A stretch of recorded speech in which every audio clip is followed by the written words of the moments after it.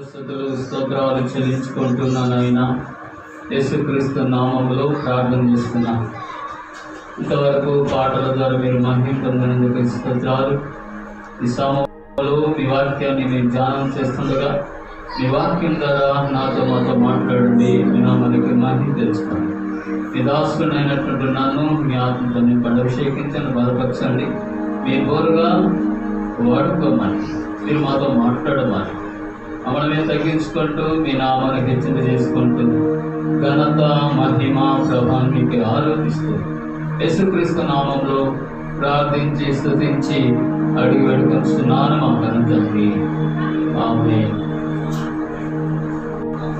ప్రియమైన దేవుని బిడ్డలారా, ఇక్కడ మనం చదువుకున్నటువంటి ఈ యొక్క వాక్య భాగంలో దేవుని యొక్క వాక్యం తెలియజేస్తున్నటువంటి మాటలు ఏంటంటే, చాలా కాలం క్రిందట యెహోవా నాకు ప్రత్యక్షమై ఇట్లనెను, శాశ్వతమైన ప్రేమతో నేను నిన్ను ప్రేమించుచున్నాను కనుక విడువక నీ ఎడల కృప చూపుచున్నాను.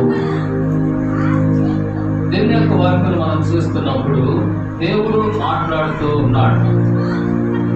అది ఎలా మాట్లాడుతున్నాడు అని అంటే, శాశ్వతమైన ప్రేమతో నేను నిన్ను ప్రేమించుచున్నాను. శాశ్వతమైన ప్రేమతో నేను నిన్ను ప్రేమించున్నాను కనుక దేవుడు ఆయన మనల్ని ఎలాంటి ప్రేమతో ఆయన మనల్ని ప్రేమిస్తున్నాడు అనంటే, శాశ్వతమైన ప్రేమతో ఆయన మనల్ని ప్రేమిస్తున్నాడు. 2 రోజులు ప్రేమించి 3 రోజులు విడిచిపెట్టే ప్రేమ కాదు ఇది. ఇది శాశ్వతమైన ప్రేమ, శాశ్వత కాలం ఉండేటువంటి ప్రేమ. దేవుడారా, దేవుడు మనలను ప్రేమించడానికి మనలో ఎలాంటి అర్హత లేదు. మనం ఎలాంటి వారము అని అంటే, పాపముల చేత అపరాధముల చేత చచ్చినటువంటి వారం, ఎన్నిక లేనటువంటి వారం, నీచులం. ఒక మాట చెప్పాలంటే దేవునికి శత్రువులం. అయినా కూడా మనము దేవునికి దూరస్థలమైనప్పుడు దేవుడు మనల్ని ఏం చేశాడంటే ఆయన ప్రేమించాడు. ఆయన మనల్ని ప్రేమించాడు. ఆయన ఎంతగా మనల్ని ప్రేమిస్తున్నాడు అని అంటే, మరి అది చెప్పలేనటువంటి ప్రేమ, అది ఊహించలేనటువంటిది. కనుక ఇక్కడ మనం గమనించినప్పుడు ఆయన మనల్ని ప్రేమించిన విధానాన్ని బట్టి మనం గమనిస్తే, దేవుని యొక్క వాక్యములో ఒక చోట 15వ అధ్యాయంలో మనం గమనించినప్పుడు, ఒక ఆయనకు 2 కుమారులు ఉన్నారు. 11వ వచనం నుండి 32వ వచనం వరకు మనం చూసినట్లయితే, లోకస్వార్త 15వ అధ్యాయం 11వ వచనం నుండి 32 వచనాల వరకు మనం చూసినట్లయితే, ఇక్కడ ఒక ఆయనకు 2 కుమారులు ఉన్నారు. ఈయన చాలా మంచి ఆస్తిపరుడు. ఆయన దగ్గర ఎంతో మంది పనివాళ్ళు ఉన్నారు. అనేకులకు ఆశ్రయం అక్కడ ఉంది. మరి ఆయనకు తక్కువగా అంటూ ఏమీ లేదు. మంచి ఆస్తిపరుడు, డబ్బు కలిగినటువంటి వాడు, పేరు ప్రఖ్యాతి కలిగినటువంటి వారు.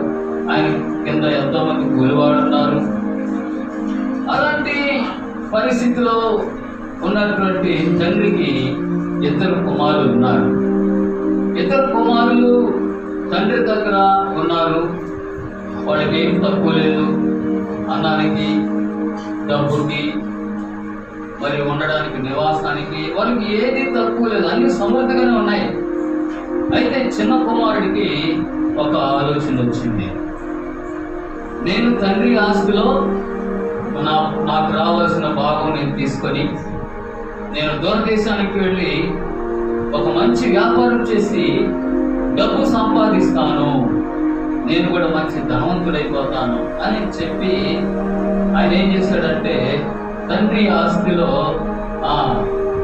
భాగం అడగాలని తండ్రి దగ్గరకు వచ్చాడు.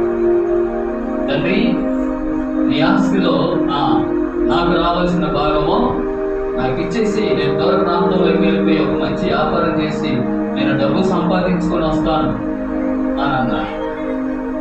ఏం తక్కువైందిరా నీకు? ఉండేదంతా నీకు అన్నకే కదా, నీకు ఏం తక్కువైంది? ఇదంతా మీదే కదా, హాయిగా తిని విశ్రాంతి తీసుకోండి. నీకెందుకురా ఈ వయసులో వ్యాపారం?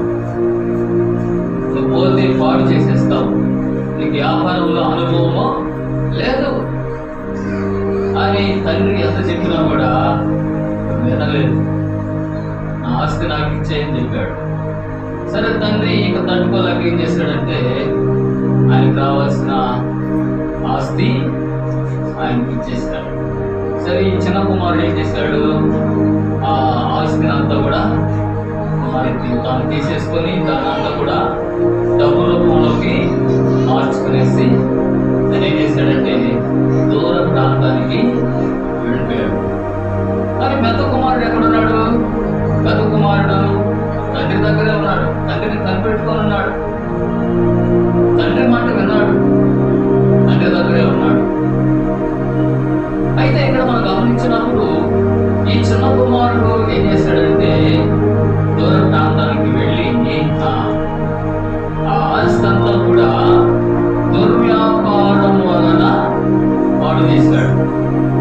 ఏం చేశాడు? దుర్వ్యాపారం వలన పాడు చేశాడు. చూడండి, లూకా సువార్త 15వ అధ్యాయం 11వ వచనం చదువుతారు. మరియు ఆయన ఇప్పుడైనా ఒక మనిషినికి 2 కుమారుని, వారు చిన్నవాడు తండ్రి ఆస్తిలో నాకు వచ్చు భాగం అని తన తండ్రిని అడుగుగా అతడు వారికి తన ఆస్తిని పంచిపెట్టాను. కొన్ని దినమైన తర్వాత ఆ చిన్నవాడు సమస్తమును కూర్చుకొని దూరదేశములకు ప్రయాణమైపోయి అతడు తన ఆస్తిని దుర్వ్యాపారం వలన పాడు చేశాను. అదంతా ఖర్చు చేసిన తర్వాత ఆ దేశమందు గొప్ప కరువు రాగా వాడు ఇబ్బంది పడసాగి వెళ్ళి ఆ దేశస్థుల వారిని చెంత చేరును. అతడు పందులను మేపుటకు తన పొలంలోనికి వారిని పంపెను. వాడు పందులను కొట్టితో తన కడుపు నింపుకొని ఆశపడిన గాని ఎవడునో వారికి ఏమియో ఇయ్యలేదు. సరే, ఆస్తంతా దుర్వ్యాపారం వలన పాడు చేశాడు. ఏం చేశాడు దుర్వ్యాపారం వలన? చూడండి, అదే అధ్యాయం 30వ వచనంలో చూడండి. అయితే నీ ఆస్తిని వేశ్యలతో తినివేసిన ఈ కుమారుడు ఏం చేశాడంట? ఆస్తి వేశ్యలతో, అంటే వేశ్యలతో మరి గడిపాడు. తన ఆస్తిని అంతటి కూడా పాడు చేసుకున్నాడు.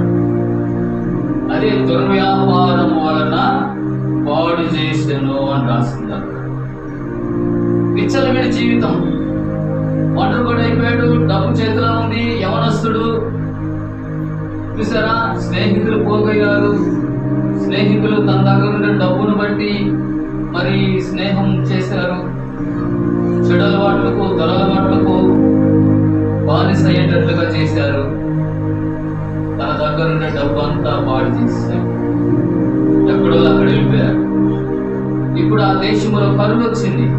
తినడానికి ఆహారం లేదు, అన్నం లేదు, చేతిలో డబ్బులు లేవు, బట్టలంతా కూడా మురికి మురికిగా ఉన్నాయి, ఎవరు చారది లేరు. అలాంటప్పుడు ఆయన ఏం చేశాడంటే, మరి ఆయనకు బాగా ఆకలిస్తా ఉంటే ఎవరు పెడతారు నాకు అన్నం ఇక్కడ అని ఆ చుట్టుపక్కల చూస్తే ఒక ఆయన కనపడ్డాడు. ఆయన పందులు మేపుకునేటువంటి వాడు, పందులు వానరు. ఆయన కనపడ్డాడు. ఆయన అడిగాడు, అయ్యా ఆకలేస్తుందయ్యా, నాకు కొంచెం అన్నం పెట్టయ్యా అంటే, నీకేమిరా నేనేమో ముసలాడువా, మొక్కుకోడువా, యవనస్తుడిగా ఉన్నావు, కాలేజీ బాగున్నాయి, కష్టపడి పని చేసుకొని బతకొచ్చు కదా, ఇదేది పాడు బుద్ధి, అడుక్కొని బతికే బుద్ధి అనంటే ఆయన అంటాడయా, మా కుటుంబం చాలా ఉన్నతమైన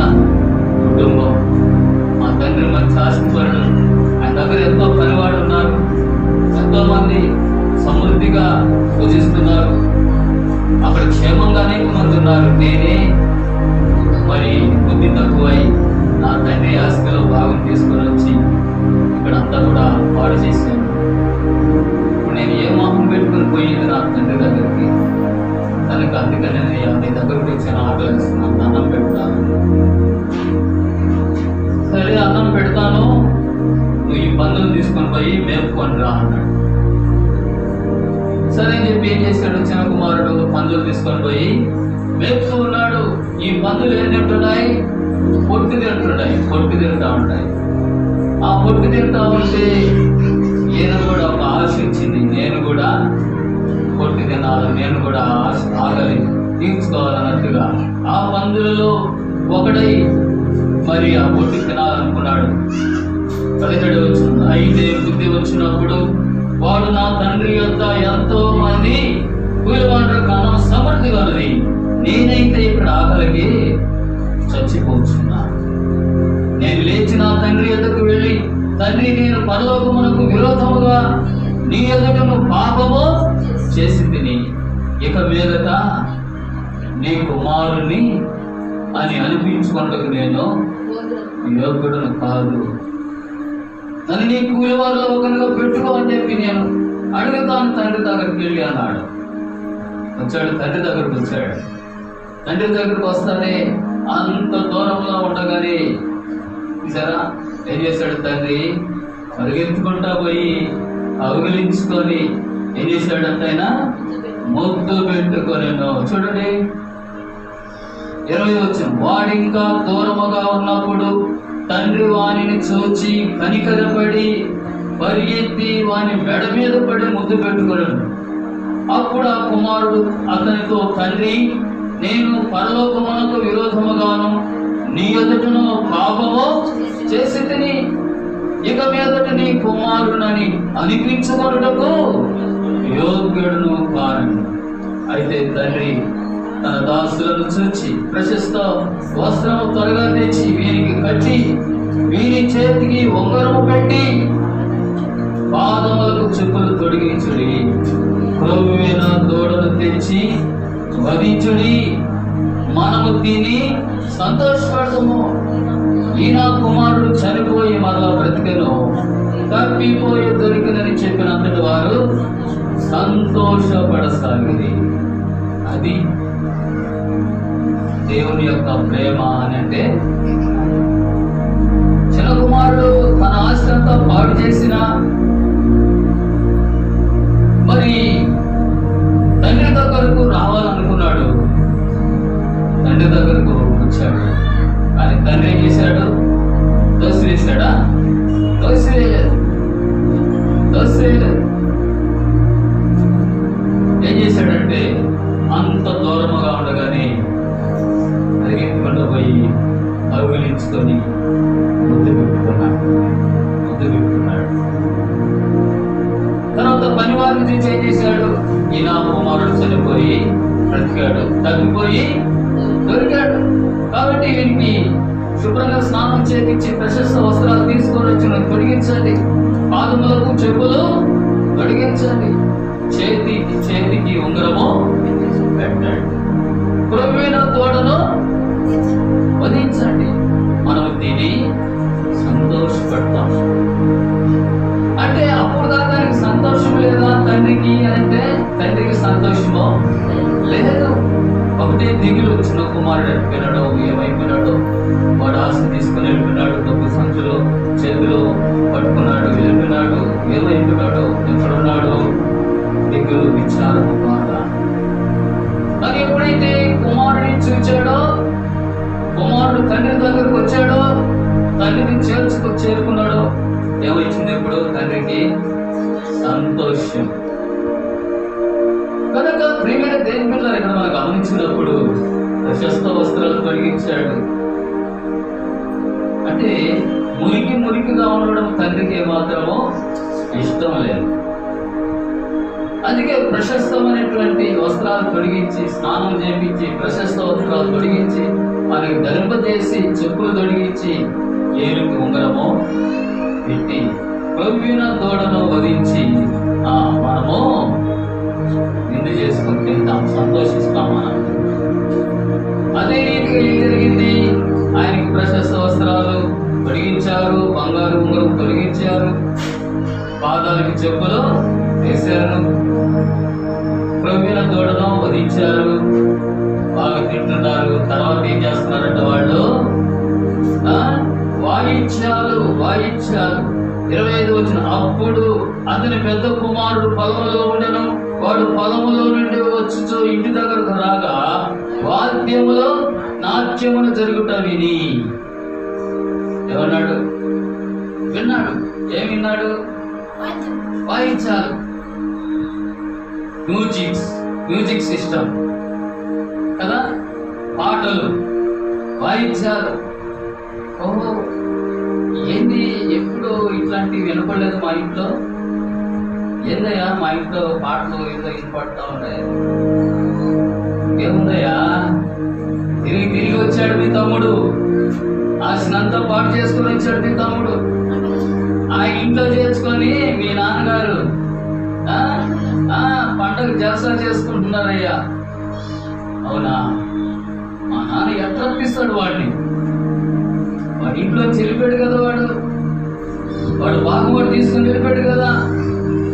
వాడు పాటు చేసుకొని గుడ్డి చేతులతో ఇంటికి వస్తే ఆయన చేర్చుకొని పండగ చేసుకుంటారా?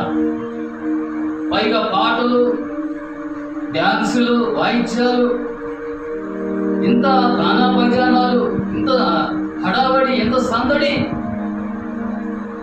చూసారా? కడుపు మండిపోయింది. ఎవరికి? అన్నకి. ఆయన అంటున్నాడు, చూడండి 27 వచ్చింది. ఆ దాసుడు అతనితో, నీ తమ్ముడు వచ్చి ఉన్నాడు, అతడు తన యొద్దకు సురక్షితముగా వచ్చినందున నీ తండ్రి ప్రవీణ దూడను వధించెను. అయితే అతడు కోపపడి లోపలికి నల్లకపోయెను కనుక అతని తండ్రి వెలుపలికి వచ్చి లోపలికి రమ్మని బతిమాలాడు. అందుకు అతడు తన తండ్రితో, ఇదిగో ఇన్ని ఏళ్ల నుండి నిన్ను సేవించుచున్నానే, నీ ఆజ్ఞను నేను మెరలేదే. అయినను నా స్నేహితులతో సంతోషపడ్డట్లు నీవు నాకెన్నడూ ఒక మేక పిల్లైనా ఇవ్వలేదే. అయితే నీ ఆస్తిని వేశ్యలతో తిరిగేసిన ఈ నీ కుమారుడు రాగానే వీరి వరకు క్రమిన తోడను వధించింది అని చెప్పాను. చూసారా ఏం జరిగింది? కడుపు మండిపోయి నాన్నకి. ఎప్పుడైనా నాకు ఒక దోండైనా వధించావా? ఎప్పుడైనా ఇట్లాంటి విందు చేసావా? ఎప్పుడైనా పాట ఖర్చుని పెట్టించావా? లేదే. ఆస్తి అంతా కూడా వేషలతో ఖర్చు పెట్టి పాడు చేసినోడు వస్తానే ఎంత ఆర్భాటం చేస్తున్నావు అంటావు. నేను రాను లోపలికి. తండ్రి అన్నాడు, ఇదంతా ఇదే కదట్లా, ఏదో వాడు చెడిపోయాడు, తప్పు చేశాడు, పొరపాటు చేశాడు, మరి వాడు బుద్ధి తెలుసుకొని వచ్చాడు, మన వెంట తోసేస్తాం. వాడు మన రక్త సంబంధి కదా, నీ తోడ పుట్టినోడు కదా, నీ అన్నదమ్ముడు కదా. అయ్యా నీకేమైనా తప్పు చేస్తే చెప్పు, నేను నీ ఆస్తి నీకుంది కదా. సరే, ప్రేమ దేవుని యొక్క ప్రేమ అలాంటిది. దేవుని యొక్క ప్రేమ అలాంటిది. అదే దేవుని ప్రేమ. అందుకే ఏమన్నాడు? శాశ్వతమైన ప్రేమతో నేను నిన్ను ప్రేమించున్నాను, విడువక నీ ఎడల నేను ప్రభుత్వముచున్నాను అని చెప్పాడు. చూసారా? కనుక ప్రియమైన దేవుని బిడ్డలారా, దేవుని యొక్క ప్రేమ ఎంతో గొప్పది, ఎంతో గొప్పది. దేవుని యొక్క వాక్యంలో మనం చూస్తే ప్రకటన గ్రంథము 1వ అధ్యాయం 6వ వచనం చూడండి. ప్రకటన గ్రంథం 1వ అధ్యాయం 6వ వచనం, ఆయన మనలను ప్రేమించుచు, చదవండి, ఆయన మనలను ప్రేమించుచు తన రక్తము వలన మన పాపముల నుండి మనలను విడిపించి వారికి మహిమయు ప్రభావం యుగ యుగములు కలుగును గాక. సరే, మనను ప్రేమించచ్చు, తన రక్తము వలన మన పాపముల నుండి మనలను విడిపించు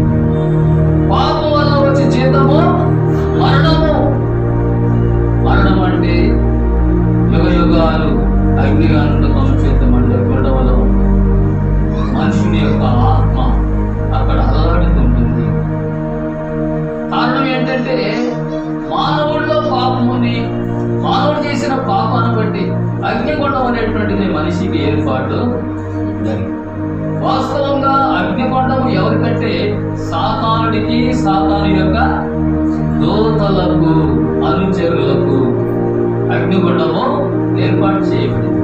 కానీ సాతానుడు కూడా ఏం చేస్తున్నాడు? ఓడితో పాటు మనుషులు కూడా అగ్నిగుండంలోనికి తీసుకెళ్తున్నాడు. వాడు కూడా మీరెందుకు రా పరలోకానికి వెళ్ళడం, మీరు నాతో కూడా రండి, తాగండి, మత్తు పానీయాలు తాగండి, చెడు అలవాట్లు, పాపం చేయండి, దొంగతనాలు చేయండి, నేరాలు చేయండి, పడలు చేయండి, వీటన్నిటికీ కారకుడవుడు సాతానుడే. వాడే మనుషులను ప్రేరేపించి పాపంలోనికి నెట్టివేస్తున్నాడు, పాపం చేయిస్తున్నాడు, దొంగతనాలు చేయిస్తున్నాడు, మోసం చేయిస్తున్నాడు. కనుక ప్రియమైన దేవుని బిడ్డలారా, ఇలాంటి వారందరూ కూడా ఎక్కడికి వెళ్తారంటే అగ్నిగుండంలోనికి పెడతారు. అక్కడ అగ్నిగాడు స్ఫురించారు. అందుకే బైబిల్ చెప్తుంది, ఏ భేదము లేదు, అందరూ పాపము చేసి దేవుడు అనుగ్రహించే మహిమను పొందలేకుండా పోతున్నారు. కనుక 1 తిమోతి 1:15 చెప్పబడిన మాట, పాపులను రక్షించుటకు క్రీస్తు యేసు లోకమునకు వచ్చెను అన్నటువంటి మాట నమ్మదగినది, పూర్ణాంగీకారమునకు యోగ్యమైనది. కనుక ప్రియులారా, పాపులను రక్షించడానికి వచ్చాడు. ఆయన పాపులను రక్షించాలంటే ఆయన రక్షకుడు అనేటువంటి యేసు క్రీస్తు శిలువలో ఆయన బలిపశువుగా వధించబడాలి. అది అందుకే ప్రకటన గ్రంథంలో మనం చదువుకున్నాం, ఆయన మనలను, మన పాపము నుండి మనని విడిపించాడు. సరే, మన పాపమును మనని విడిపించాడు. మనందరి పాపం ఆయన శిలువలో రాణి మీద మోసుకున్నాడు. ఆయన గాయాలు పొందాడు, ఆయన రక్తం కార్చాడు, ఆయన ప్రాణం పెట్టాడు, ఆయన సమాధి చేయబడ్డాడు, ఆయన తిరిగి ఆయన లేచాడు. అందుకే రోమపత్రిక 5:8 రాయబడినటువంటి మాట, దేవుడు మన ఎడల తన ప్రేమను వెల్లడిపరుచున్నాడు. మనం ఎంకనో పాపులమై ఉండగానే క్రీస్తు మన కొరకు చనిపోయాడు. యేసుక్రీస్తు నీ కొరకు, నా కొరకు ఏమైపోయినాడు? చనిపోయినాడు. ఎక్కడ చనిపోయినాడు? సిలువలో చనిపోయినాడు. సిలువలో ప్రాణం పెట్టాడు. సిలువలో ఆయన గాయాలు పొందాడు నీ కొరకు. కాళ్ళలో గాయాలు, చేతుల్లో గాయాలు, డొక్కలో బలపడు, మంచి గాయాలు పొందేసి ప్రభు ఆయన సిలువలో రక్తం కార్చాడు, ప్రాణం పెట్టాడు, ఆయన సమాధి చేయబడి తిరిగి లేచాడు. అందుకే 1 యోహాను పత్రిక 3:16 రాసినటువంటి మాట ఏంటంటే, ఆయన మన నిమిత్తము తన ప్రాణము పెట్టెను గనక ప్రేమ ఎట్టిదని మనము ఎరిగి ఉన్నాం.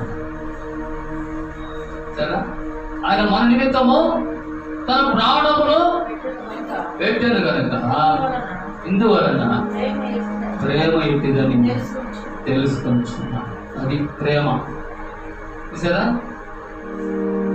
ఆయన మనల్ని ప్రేమించాడు కాబట్టి మన కోసం తన ప్రాణము పెట్టాడు.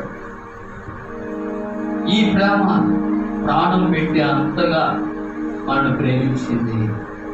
దేవుడు ప్రేమ స్వరూపి కదండి. కనుక ఆయన నీ కొరకు, నా కొరకు సిలువలో ఆయన ప్రాణం పెట్టాడు. ఆయన సమాధి చేయబడ్డాడు. ఆయన తిరిగి లేస్తానన్నాడు. ఆయన లేచాడు. కాబట్టి ప్రియులారా, అనేకులకు ఆయన అగ్గుపడ్డాడు. చూడండి, ఒక మాట మీకు జ్ఞాపకం చేస్తుంది. 2 7 13 చదవండి. 2 7 13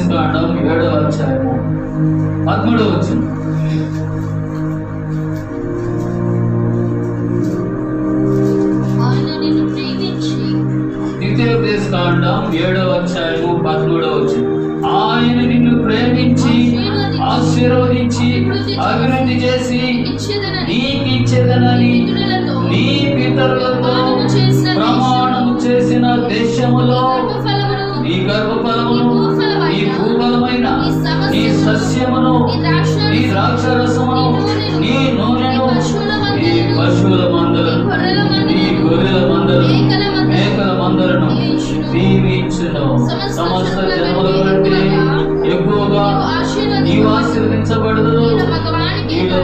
దానికే గాని ఆడు దానికే గాని పట్టుదల ఉండదు, నీ పశువులోనైనా ఉండదు. సరే, ఆయన ప్రేమ ఎంత గొప్పదో మనకు అర్థమవుతా ఉంది. అందుకే అంటున్నాడు 13వ వచనంలో, ఆయన నిన్ను ప్రేమించి, ఆయన నిన్ను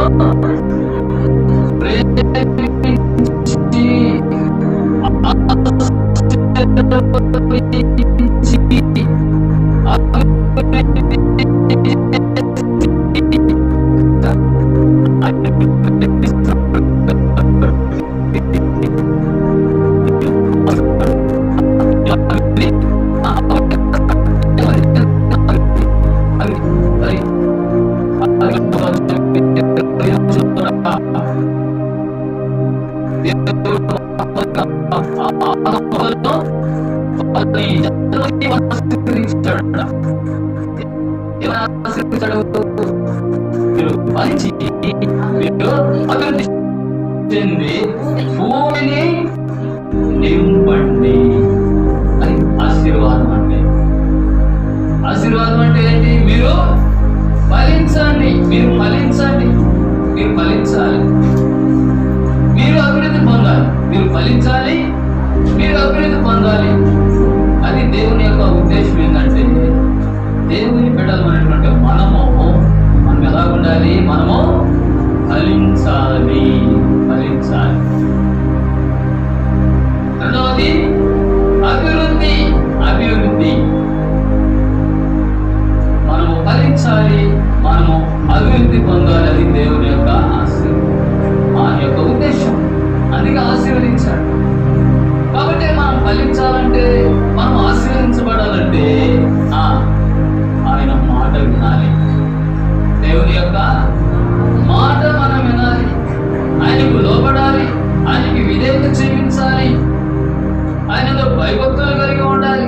ప్రియమైన దేవుని బిడ్డలారా, దేవుని యొక్క వాక్యములో ఆయనకు విధేయులైనటువంటి వారిని దేవుడు ఎంతో మందిని ఆయన ఆశీర్వదించాడు. చూడండి, రూతుని దేవుడు ఏం చేశాడు? రూతుని దేవుడు ఏం చేశాడు? ఆశీర్వదించాడు. రూతుని దేవుడు ఆశీర్వదించాడు. మంచి ఉన్నత స్థితిలోనికి ఆమె వచ్చింది. దేవుడు మంచి భర్తనిచ్చాడు, మంచి ఆస్తికి వారసురాలుగా చేశాడు, ఒక మంచి బిడ్డను ఆమెకు ఇచ్చాడు. రూతు ఆశీర్వదించబడినటువంటిది. అలాగే ఎస్తేర్ ఒక దేశానికి రాణిగా చేశాడు దేవుడు. ఎవరిని? ఎస్తేర్ని దేవుడు ఒక దేశానికి రాణిగా చేసి ఆమెకు కిరీటాన్ని ధరింపజేశాడు. ఆమెకు ఒక మంచి ఘనతను దేవుడు ఇచ్చాడు, ఒక మంచి సింహాసనాన్ని ఆమెకు ఇచ్చాడు దేవుడు. సరే, ఎస్తేర్ అంటే నక్షత్రం. ఎస్తేర్ అంటే నక్షత్రం. నక్షత్రం ఎలా ఉంటుంది? ప్రకాశిస్తుంటది. వెనుకంట ప్రకాశిస్తూ మెరుస్తూ ఉంటుంది అన్నమాట నక్షత్రం. ఆ పేరు ఎస్తేర్. అర్థం ఎస్తేర్ అంటే అర్థము నక్షత్రము, నక్షత్రం. కాబట్టి ఎస్తేర్ ఏం చేశాడు? దేవుడు ఆశీర్వదించాడు. తర్వాత యోసేపుని దేవుడు ఏం చేశాడు? యోసేపుని దేవుడు ఏం చేశాడు? ఆశీర్వదించాడు. తన అన్నదమ్ములు చంపాలని ప్రయత్నం చేశాడు యోసేపుని. కానీ యోసేపు భక్తిపరుడు కనుక, ప్రార్థనాపరుడు కనుక,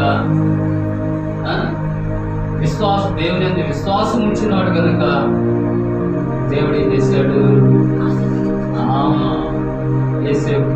యోసేపుని దేవుడు ఆశీర్వదించాడు. చూడండి, ఆదికాండం 39వ అధ్యాయం 2వ వచనం చూడండి. యోసేపుని దేవుడు ఏ విధంగా వర్ధిల్లింపజేసాడు, ఏ విధంగా ఆశీర్వదించాడో మనం చూద్దాం.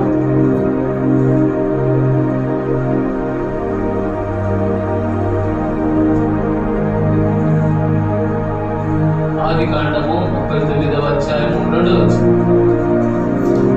యెహోవా యోసేపునకు తోడై ఉండెను కనుక అతడు వర్ధిల్లుచు తన యజమానుడు ఆ ఐగుప్తుని యొద్ద ఉండను చాలింది. ఏం చేశాడు? యెహోవా యోసేపునకు తోడై ఉండెను. అది దేవుడు యోసేపుకు తోడై ఉన్నాడు కనుక మనకు కూడా దేవుడు తోడై ఉన్నాడు. ఆయన మనకు తోడుగా ఉన్నాడు. ఆయన మన హృదయంలో ఉన్నాడు. ఆయన మన దేహంలో ఉన్నాడు. సరే, కనుకనే మనం దీవించబడుతూ ఉన్నాం, మనము ఆశీర్వదించబడుతూ ఉన్నాం. కనుక ఎవరికి దేవుడు తోడుగా ఉంటాడో వాళ్ళు వర్ధిల్లుతారు, వాళ్ళు ఆశీర్వదించబడతారు. సరే, దేవుడు ఎంత పరిశుద్ధుడు. ఆయన మనతో ఉండాలంటే మనం ఎంత పరిశుద్ధంగా ఉండాలో, ఆయన మనకు తోడుగా ఉండాలంటే ఎలాగుండాలి? మనము చూసారంటే హనోకు దేవుడితో నడిచాడంట. తోడు అంటే ఒకరికొకరు తోడుగా ఏం చేశారు? వాళ్ళు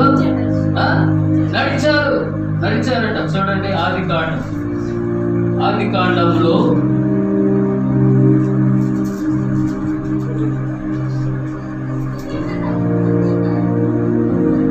ఆది కాండము 5వ అధ్యాయము 22వ వచనం. హనోకు మెతూషెలను కనిన తర్వాత 300 ఏళ్ళు దేవునితో నడుచుచు కుమార్తెలను కనెను. హనోకు దినములనియు 365 ఏళ్ళు. హనోకు దేవునితో నడిచిన తర్వాత దేవుడు అతనిని తీసుకొని పోయిను గనుక అతడు లేకపోయిను. ఎన్ని సంవత్సరాలు నడిచాడు? 365 సంవత్సరాలు హనోకు దేవునితో నడిచాడంటే వాళ్ళ స్నేహం ఎంత గొప్పదో చూడండి. వాళ్ళ స్నేహం ముదిరిపోయింది. అందుకే దేవుడు ఏమన్నాడు? ఇంకా చాలయ్యా హనోకు, 365 సంవత్సరాలు నేను పరలోకాన్ని వదిలి నీతో కూడా నడుస్తా ఉన్నాను. ఇక వచ్చేసి మనం అక్కడ ఉంటాం. ఏడా? పరలోకంలో ఉంటాం. హనోకు అక్కడ ఉంటాం అని చెప్పి హనోకు ఏం చేశాడు? పరలోకానికి తీసుకెళ్ళిపోయాడు. ఇప్పుడు ఎక్కడున్నాడు హనోకు? పరలోకములో దేవునితో కూడా ఉన్నాడు. కనుక మనం దేవునితో నడుస్తున్నామా? దేవుడు మనతో నడుస్తున్నాడా? మనం అర్థం చేసుకోవాలి.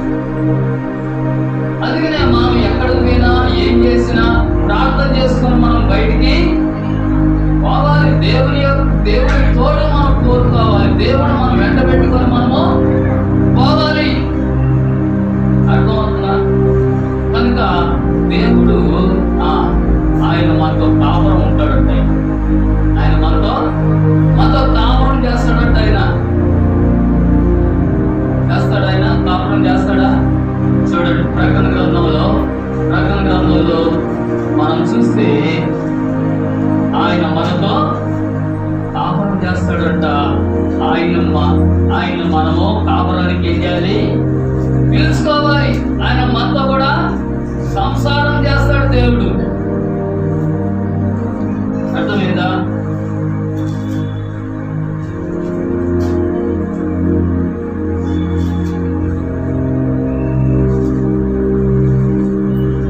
ప్రకటన గ్రంథము 21వ అధ్యాయము 3వ వచనం. ప్రకటన గ్రంథం 21వ అధ్యాయం 3వ వచనం. అప్పుడు ఇదిగో దేవుని నివాసము మనుషులతో కూడా ఉన్నది.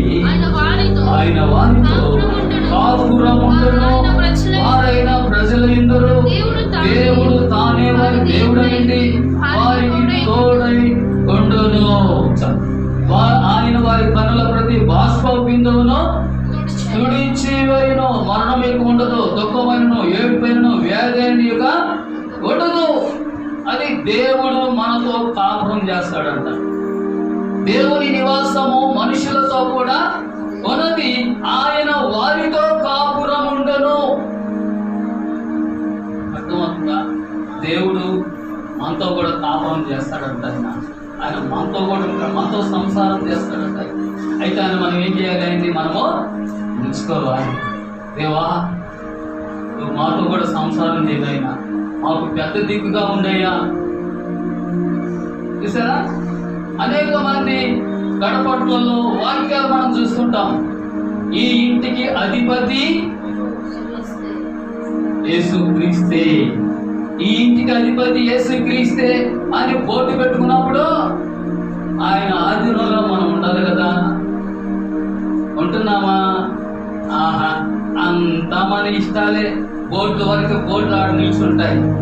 అంతా మన ఇష్టాల ప్రకారమే మనం నడుచుకుంటా ఉంటాం. సరే, కాబట్టి ప్రేమైన దేవుని కదా, ప్రతి దినము ఉదయాన్నే లేచి కుటుంబ ప్రార్థన, కుటుంబంలో ఉండే బిడ్డలందరూ కలుసుకొని కుటుంబ ప్రార్థన చేసుకునేటప్పుడు దేవుడు వారి మధ్యలో ఉంటాడు. అలాగే సాయంత్రం పడుకునేటప్పుడు, పడుకోక ముందు కుటుంబం అంతా కలుసుకొని 3 పాటలు పాడుకొని వాక్యం చదువుకొని కుటుంబ ప్రార్థన చేసుకుంటే ఆ కుటుంబ ప్రార్థనలోనికి దేవుడు వస్తాడు, ఉంటాడు. అర్థమవుతుందా? నువ్వు ఎక్కడ జ్ఞాపకం చేసుకుంటే అక్కడల్లా నీ దగ్గరకు వచ్చుంటాడు. ఆయన నీతో ఉంటే, ఆయన నీ ఇంట్లో ఉంటే, ఆయన నీకు తోడుగా ఉంటే నువ్వు దీవించబడతావు, నువ్వు ఆశీర్వదించబడతావు. కాబట్టి ఇక్కడ మనం గమనించినప్పుడు శాశ్వతమైన ప్రేమతో నిన్ను ప్రేమించున్నాను, విడవక నీ ఎడల నేను కృప చూపుచున్నానని దేవుడు మాట్లాడుతూ వస్తున్నాడు. రెండవ మాటగా మనం గమనిస్తే కృప ఏంటి? కృప చూడండి, ఎఫెసీ పత్రిక 1వ అధ్యాయం 7వ వచనం. ఎఫెసీ పత్రిక 1వ అధ్యాయం 7వ వచనం. దేవుని కృపా మహదైశ్వర్యమును బట్టి ఆ ప్రీమియందు ఆయన రక్తము వలన మనకు విమోచనము అనగా మన అపరాధములకు క్షమాపణ మనకు కలిగి ఉన్నది. చూసారండి, దేవుని కృపా మహదైశ్వర్యమును బట్టి ఆ ప్రీమియందు మనకేం కలిగింది? విమోచన. మన పాపములకు విమోచన కలిగింది. సరే, రెండవది మనం చూస్తే ఎఫెసీ పత్రిక 2వ అధ్యాయం 8వ వచనంలో మీరు కృప చేతనే మీరు రక్షింపబడి ఉన్నారు. ఇది మీ వల్ల కలిగినటువంటిది కాదు, ఇది దేవుని వరమే. చూసారా, రెండవది ఏం చేశాడు దేవుడు? ఉచిత రక్షణ.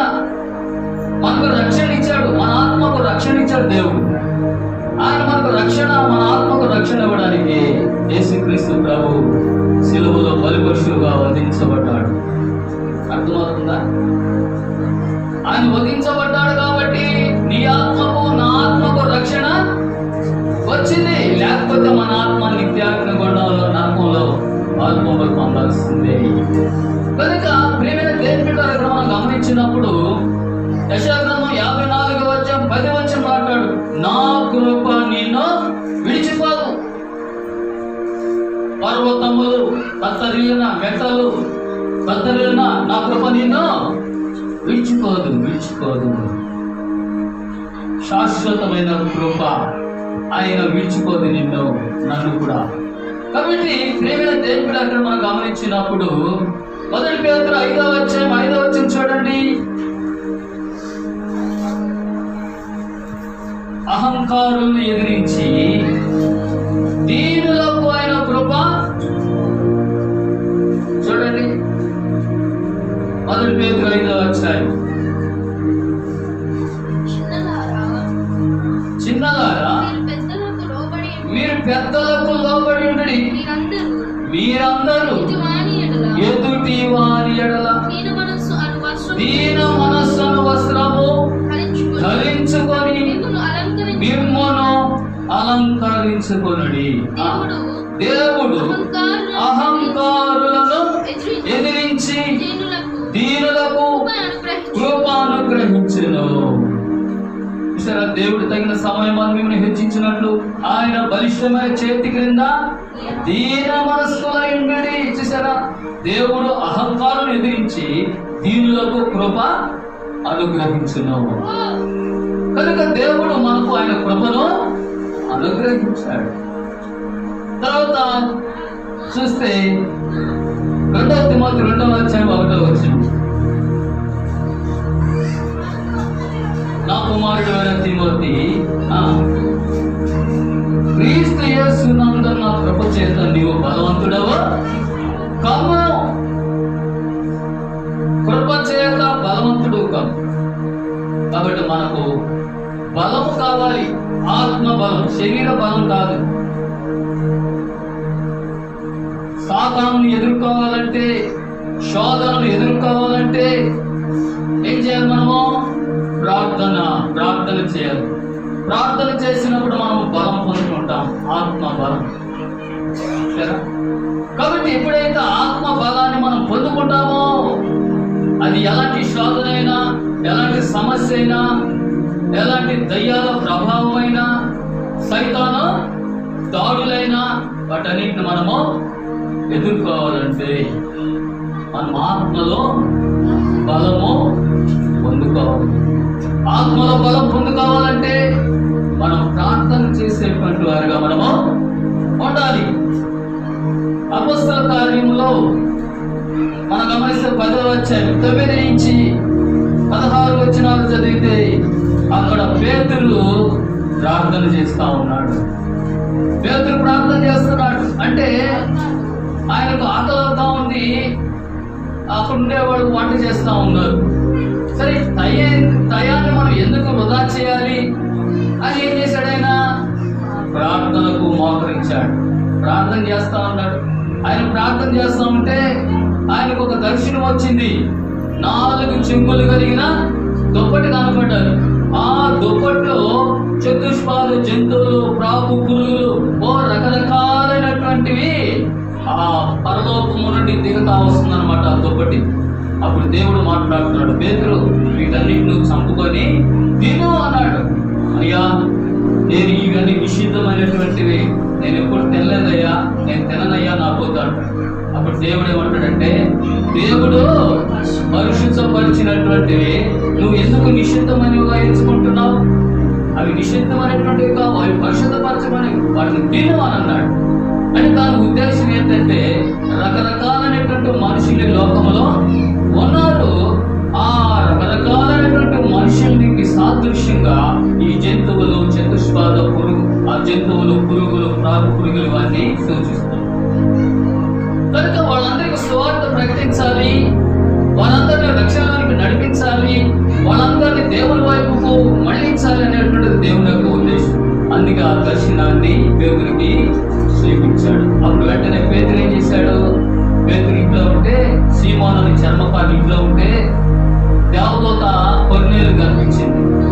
కొర్నేలు కనిపిస్తే సీమోను చర్మకారు ఇంట్లో పేతురని దర్శకుడు ఉన్నాడు, ఆయన పిలవనంపించుకోండి, మీరు ఆయన చెప్పే మాటలు మీరు వినండి అని చెప్పినప్పుడు కొర్నేలి పనివాళ్ళని పంపించాడు.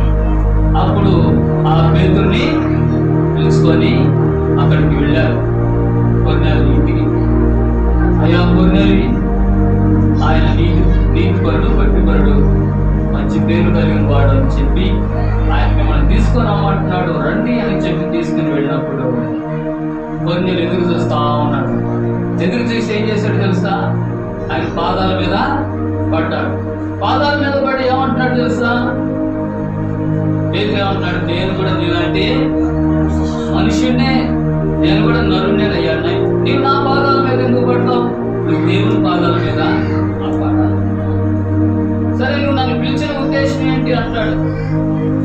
అయ్యా, నాకు తలబడ్డది, దర్శనంలో దేవదూత కనబడి మిమ్మల్ని పిలవనంపించుకొని మీరు చెప్పే మాటతో వినమని చెప్పి, అందుకే మిమ్మల్ని పిలవనంపించాం. ఓహో అలాగా అని ఇప్పుడు పేతురు ఏం చేశాడంటే, యేసుక్రీస్తు ప్రభు వారిని గురించిన సువార్త ప్రకటించాడు వాళ్ళకి. అప్పుడు యేసు ప్రభు వారి యొక్క శిలువ మరణ పునరుత్థానం గురించి వాళ్ళు ప్రకటించినప్పుడు వాళ్ళందరూ మారు మనసు పొంది వాళ్ళందరూ ఏం చేశారు తెలుసా?